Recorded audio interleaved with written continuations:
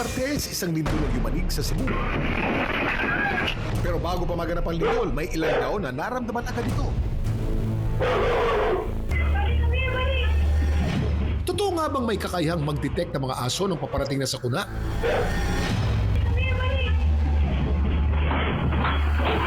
I would say na yes, kaya nila.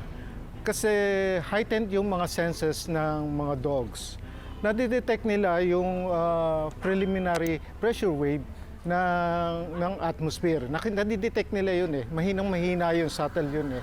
Tapos, usually nangyayari yan bago yung pinaka shear wave. Yung pagdating nung pag-uga. Isa pang nadidetect nila is yung subtle sounds doon sa ground movement. Yung rubbing ng mga bato, yung mga batong sa ilalim ng lupa, nadidetect nila. Pero hindi lang ang mga aso ang may superpowers. Pati rin ang iba pang mga hayop, katulad na lang ng dalawang pusang sina Melis at Felix. Ilang segundo lang bago magsimula ang lindol, nakunan sila sa CCTV na patalon-talon at parang hindi mapakali.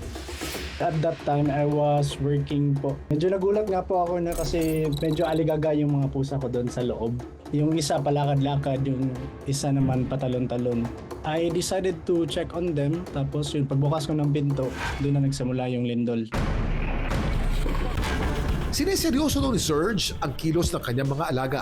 May nabasa na kasi ako dati that animals, no? In general, parang mas malakas yung sense nila kaysa sa mga tao.